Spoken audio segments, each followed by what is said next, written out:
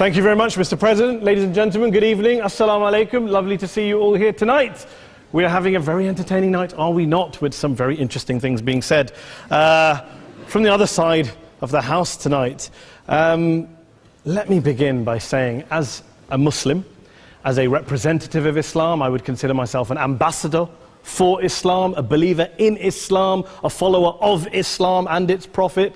So, in that capacity, let me begin by apologizing to Anne-Marie for the Bali bombings. I apologize for the role of my religion and me and my people, for the killing of Theo van Gogh, for 7/7. Yes, that was all of us. That was Islam, that was Muslims, that was the Quran. I mean, astonishing claims to make in the very first speech tonight, on a day like today, where the Conservative Prime Minister of the United Kingdom is having to come out and point out that these kind of views are anathema. And I believe you're trying to stand for the Labour Party to become an MP in Brighton. If you do, and you make these comments, I'm guessing you'll have the whip withdrawn from you, but then again, UKIP's on the rise, they'll take you, the BNP, they might have something to say about your views. This is what Mehdi Hassan always does. By the way, just on a factual point, since we heard a lot about the second speaker, about how backward we Muslims all are, on a factual point, you said that Islam was born in Saudi Arabia. Islam was born in 610 AD. Saudi Arabia was born in 1932 AD. So you were only 1,322 years off. Not bad? Not bad start there. Talking of maths, by the way, a man named Al-Khawarizmi was one of the greatest mathematicians of all time, a Muslim, worked in the golden age of Islam.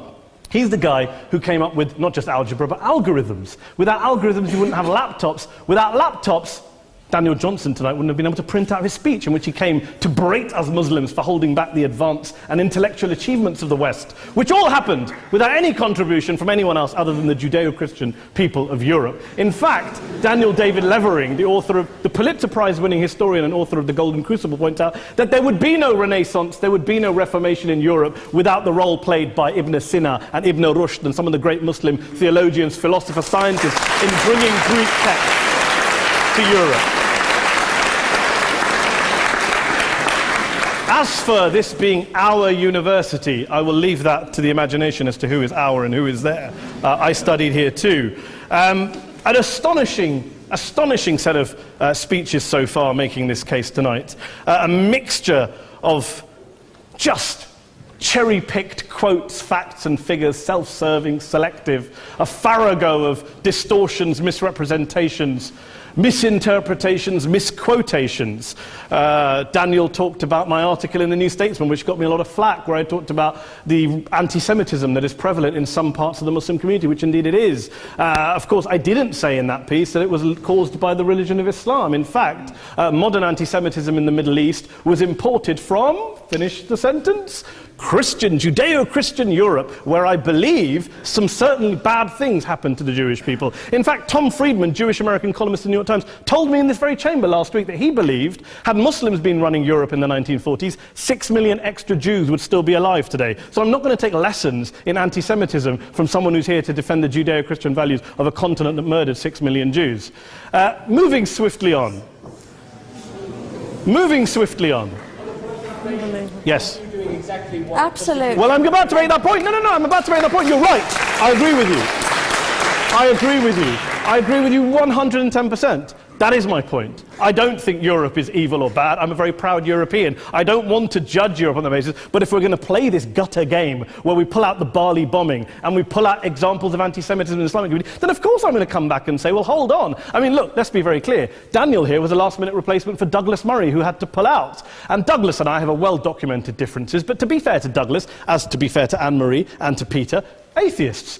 Atheists see all religions as evil, violent, threatening. What the problem I have with Daniel's speech is that Daniel comes here to run this robust defense of Christianity, forgetting that his fellow Christians, people who said they were acting in the name of Jesus, gave us the Crusades, the Spanish Inquisition, the anti-Jewish pogroms, European colonialism in Africa and Asia, the Lord's Resistance Army in Uganda, not to mention countless arson and bomb attacks on abortion clinics in the United States of America to this very day. I would like a little bit of humility from Daniel first before he begins lecturing other communities and other faiths on violence, terror and intolerance.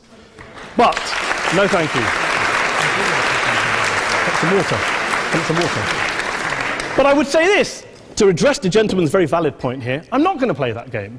I don't actually believe that Christianity is a religion of violence and hate because of what the LRA does in Uganda or what Crusaders did to Jews and Muslims in Jerusalem when they took back the city in the 12th or 13th or whatever century it was. I believe that Christianity, like Islam, like pretty much every mainstream religion, is based on love and compassion and faith. I do follow a religion in which 113 out of the 114 chapters of the Quran begins by introducing the God of Islam as a God of mercy and compassion. I would not have it any other way. I don't follow a religion which introduces my God to me as a God of war, as some kind of Greek God of wrath, as a God of hate and injustice. Not at all. As Adam pointed out, you go through the Quran and you see the mercy and the love and the justice. And yes, you have verses that refer to warfare and violence. Of course it does. This is not a motion about pacifism. I'm not here to argue that Islam is a pacifistic faith. It is not.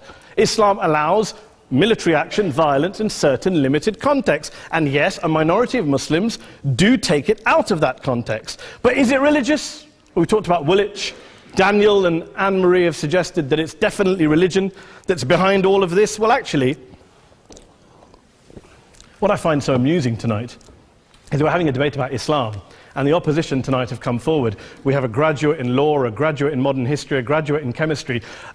And, you know, I admire all of their intellects and their abilities, but we don't have anyone who's actually an expert on Islam, a scholar of Islam, a historian of Islam, a speaker of Arabic, even a terrorism expert or a security expert or a pollster, let alone to talk about what Muslims believe or think. Instead, we have people coming here, putting forward these views, putting forward these sweeping opinions. Listen to Professor Robert Pape of the University of Chicago, one of America's leading terrorism experts, who, unlike our esteemed opposition tonight, studied every single case of suicide terrorism between 1980 and 2005, 315 cases in total. And he concluded, and I quote, "There is little connection between suicide terrorism and Islamic fundamentalism or any of the world's religions. Rather, what nearly all suicide terrorist attacks have in common is a specific secular and strategic goal to compel modern democracies to withdraw military forces from territory that the terrorists consider to be their homeland."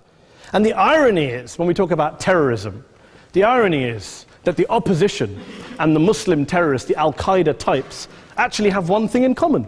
Because they both believe that Islam is a warlike, violent religion. They both agree on that. They have everything in common.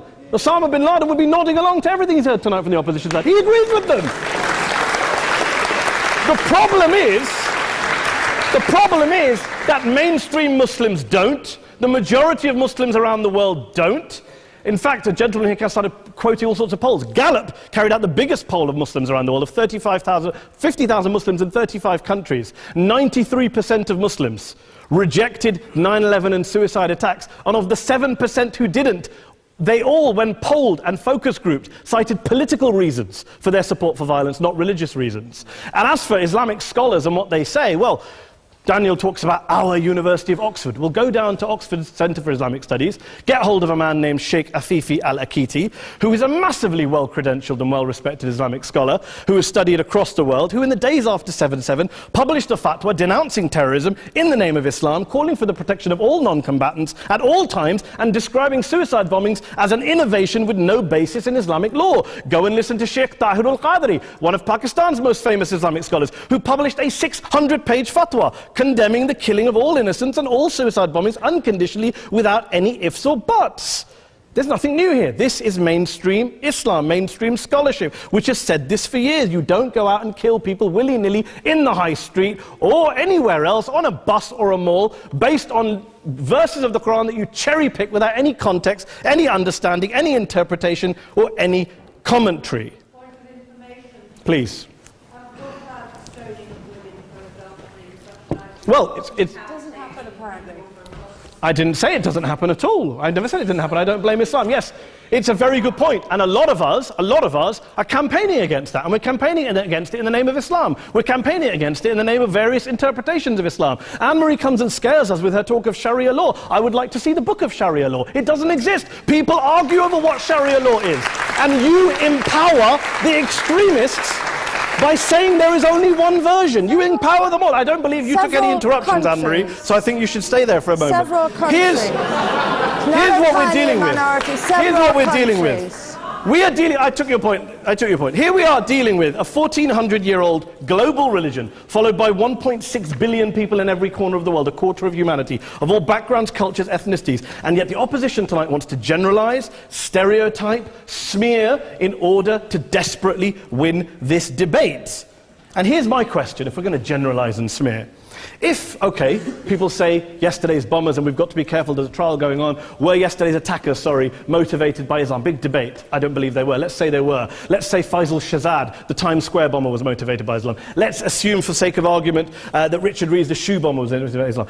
If Islam is responsible for these killings, if Islam is what is motivating these people, and Islam is therefore not a religion of peace or religion of war, then ask yourself this question: why aren't the rest of us doing it?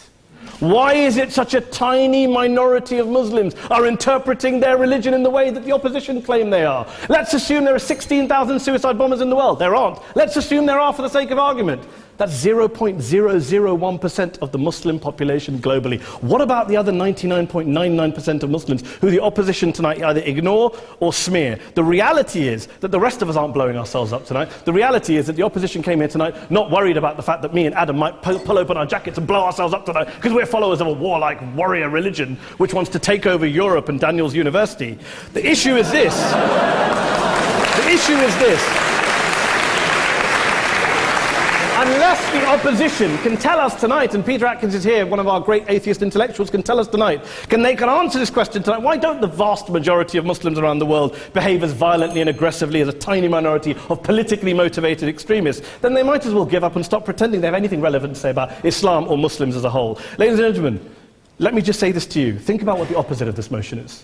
If you vote no tonight, think about what you're saying the opposite of this motion is. That Islam isn't a religion of peace, it's a religion of war, of violence, of terror, of aggression. That the people who follow Islam, me, my wife, my retired parents, my 6-year-old child, that 1.8 million of your fellow British residents and citizens, that 1.6 billion people across the world, your fellow human beings, are all followers, promoters, believers in a religion of violence. Do you really think that? Do you really believe that to be the case? They say that in the Oxford Union, the most famous debate was in 1933, when Adolf Hitler looked out for the result of the King and Country motion, where they voted against fighting for King and Country, and Hitler was listening out for the result. Well, tonight, 80 years on, there are two groups of people around the world who I would argue are waiting for the result of tonight's vote. There are the millions of peaceful, non-violent, law-abiding Muslims both in the UK, Europe, Asia, Africa and beyond, who see Islam as the source of their identity, as a source of spiritual fulfillment, of hope, of solace.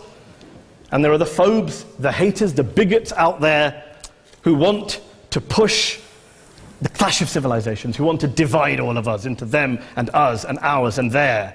Ladies and gentlemen, I urge you all not to fuel the arguments of the phobes and bigots. Don't legitimize their divisions. Don't legitimize their hate. Trust those Muslims who you know, who you've met, who you hear, who don't believe in violence, who do want you to hear the peaceful message of the Quran as they believe it to be taught to the majority of Muslims, the Islam of peace and compassion and mercy, the Islam of the Quran, not of Al-Qaeda. Ladies and gentlemen, I beg to propose this motion to the House. I urge you to vote yes tonight. Thank you very much for your time.